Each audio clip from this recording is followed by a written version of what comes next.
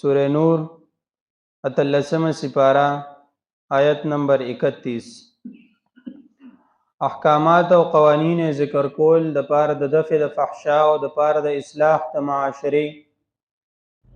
د دین مخکې آیت کریمه کې الله تعالی مؤمنانو سړو ته حکم وکړ چې تاسو خپل نظرونه ښکته کې د خپل نظرونو حفاظت وکړي او د خپل شرمګاهونو د دیوم حفاظت وکړي. اوس په مخکې آیت کریمه کې حکم هغه سړو ته وشو، خو د سړو سره سره مراد د هغې نه ښځې هم وي. اوس په دې دویم آیت کریمه کې ورپسې ښځې هم راوړي او صرف ښځو ته یې حکم وکړ. اوس مخکې هم ورته حکم شوی او دلته هم ورته حکم شوی او ډبل حکم ښځو ته راغی چې سړي یو پیره حفاظت کوي نو تاسو له پکار دي چې تاسو خو دوه پیرې حفاظت کوئ. اسلام تاسو ته ډیر زیات عزت درکړی دی، نو چې اسلام درته عزت درکړی دی نو تاسو له پکار دی چې تاسو په خپله هم د خپل عزت خیال وساتئ. نو نبی علیه السلام ته وایي ووایه دوی مؤمنانو ښځو ته یعززن من ابصارهن چې ښکته کړي نظرونه، خپل نظرونه ښکته ساتئ، په لاره باندې ځئ، څوک داسې پردي سړی مخې له راغی بل څوک نو ګورئ ما. د جناب رسول الله صلی الله علیه وسلم بیبیانې ناستې وې، یو صحابي راننوت، هغه په سترګو باندې ړوند و. نبی علیه السلام خپلو بیبیانو ته وی تاسو دننه شئ، سیټ ته شئ.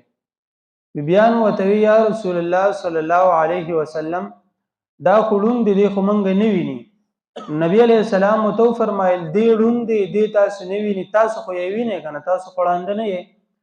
اوس د دغه ځای نه دا حکم معلومیږي چې تاسو خپل نظرونه ښکته ساتئ، تاسو پردو سړو ته مه ګورئ.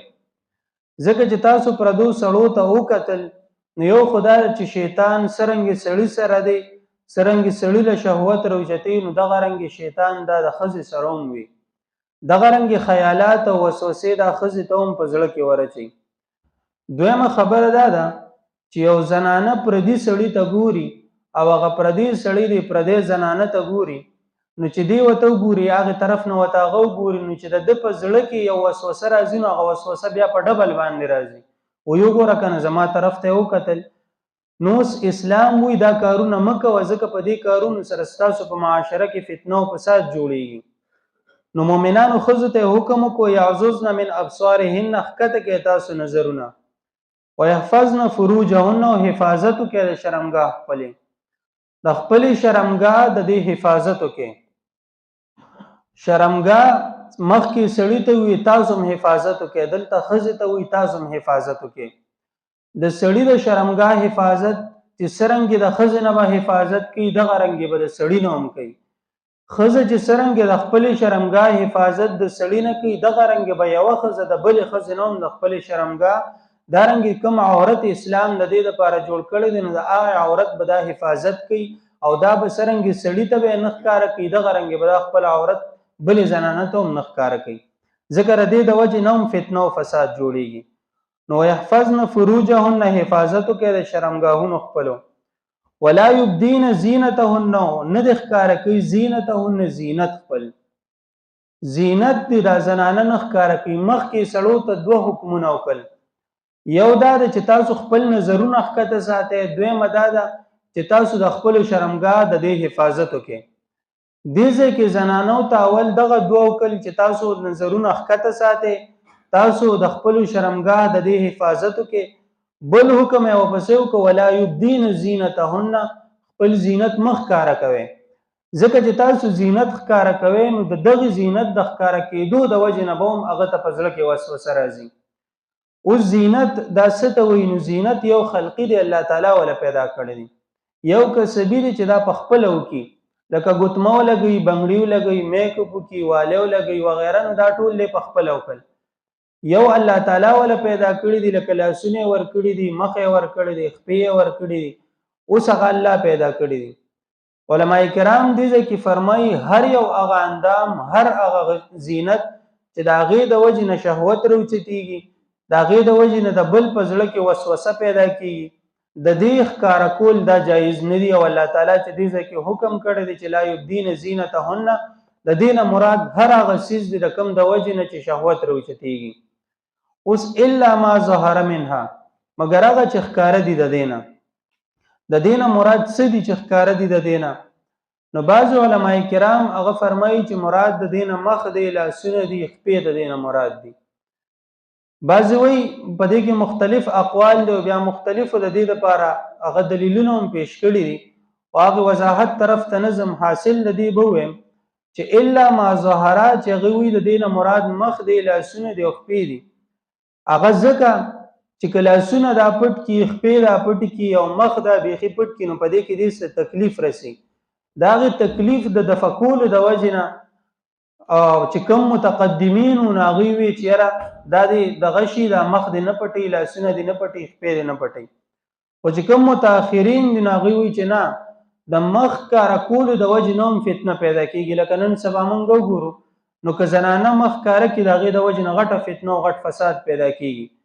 نو په نن سبا زمانہ کې الا ما ظهر د دینه مراد لاسونه او خپې دي. کلاسونه پټول شي نو بهتره ده او بلکې لازم هم د پزان باندې وګړي چې لاسونه دا پټ کی، خپل لکه نن سبا ډېر سيزونه راوتی دي، لاسونه ته دستانه واچي، خپې ته د رنګ جرابې واچي، دغه د وجنه زینت پټیږي. نو په کار ورلدا چې د اختیار کی. بل خبر هغه ده چې دې ځکه الا ما ظهر منها نه مراد هغه چې دا غینه لاچری لکه ډاکټر لاړ شي. نو چې ډاکټر لاړ شي او مرضی وته اوس مثلا لاس مات شوی دی، الله تعالی حکم کړی د لاس مخ کار کوي، خو پوز ځا لاس نخ کار کوي، دغه نخ کار کول د وجه نه دي ته تکلیف رسی. نو الا ما ظهر منها دغه تکلیف ته اسلام اخواقی الله وتعالى ته اجازه ته په دغه وخت کې بیا د غلاس نخ کار کوي چې ستاسو لپاره علاج شي.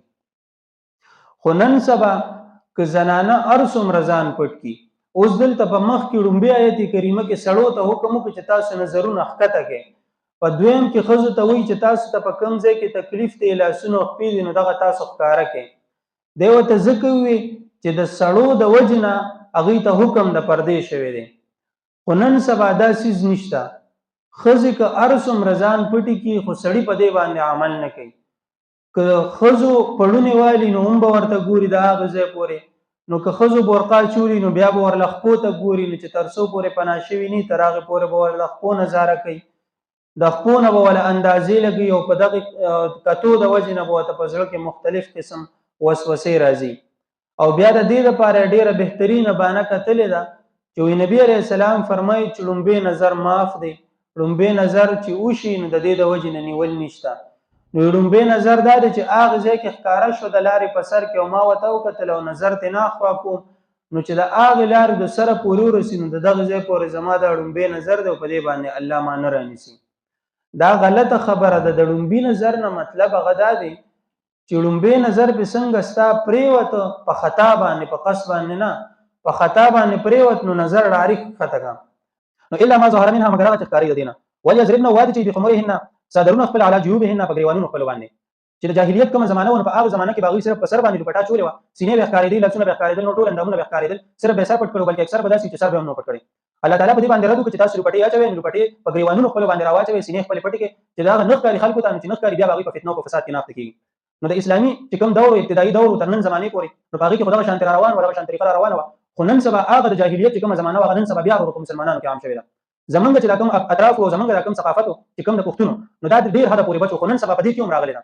لکه موږ وګورو نو توې برقیه چولی نو باغې سره بیا صرف په سر باندې دوپټه چولی او د دې مری سره یو شان دوپټه توشي، دا څنګه راغلی او د دې مری سره یو شان دوپټه توشي. په دې باندې اسلام رد کړی چې د جاهلیت زمانه او هغه زمانه کې خلکو دا کار کوي، تاسو دا مه کوئ، بلکې تاسو په صحیح طریقې سره دوپټه واچوئ څنګه چې اسلام حکم کړی. خبر ابر څنګه چې موږ دا صادر راتاو، نو چې دا صادر څنګه راتاو دغه شان سر پټ کې او په خپل ګریوانونو باندې دا دوپټه راتاو کې چې بل انسان په شهوت کې نه دغه کېږي ورغوځيږي او هغه شیطان وسوسه په ځل کې نه ورسي. ځکه شیطان داسې څیز دی چې د انسان په رګونو کې د وینې په شان دی ګرځي. نو لکه موږ ځان ته سوچ په لار باندې روان یو، نو که نظر ختم کې په ځل کې وسوسه راځي، په ځل کې وسوسه راځي، برا ګورا یو خو ګورا بل خو ګورا، دغه وسوسه ورته په ځل کې شي. موږ ته استاد وي چې کله موږ تفسیر د دې ځکه نو موږ ته وی شیطان انسان ته الګ ته په ځل کې راشي وسوسه ورته ورواچي چې برا ګورا کنه ډېر خوان کوي. دغه رنګ بل طرف ته زنانه ته په ځل کې ورشي نه ته وسوسه ورواچي چې د لپټه صرف په سر باندې واچو هم دا سي راته یا په سر باندې ما چې وړي خپل وختار او خلک بدرته ګوري. نو دغه د وجه نه سړیوم په فتنه کې اخته کیږي، دغه د وجه نه خزوم په فتنه کې اخته کیږي، او هر کله چې دا فتنه راشي بیا معاشره په خطه باندې ځي، بیا معاشره ترقی نه کوي او معاشره د بربادي طرف ته ځي. او هر کله چې بهایي عام شو، بهایي په معاشره کې راغله، بس الله تعالی بیا خلک پریږدي چې تاسو څه کوئ هغه کوئ، که بهایي کوئ که ارڅ کوئ، یو ورځ چې مال براشي په هغه ورځ به در سره بیا حساب کتاب کوم نو خپل ځان هم داسې قابل جوړ کړو چې د خپل نظرونو د حفاظت وکړو دا هم په خپل کورونو کې احکامات جاری کړو قوانین د خپل کور کې جوړ کړو چې دا کار به کیږي دا کار به نه کیږي پرده چې کیږي په دې طریقه به کیږي په دې طریقه به نه کیږي دا غیر لپاره د پردې احکامات او د خبرې ټول پیژندل پکار دي کوم چې موږ په دې آیت کریمه کې مخکې هم راځي د دې مخکې هم تیر شي او آینده په سورته احزاب کې هم راځي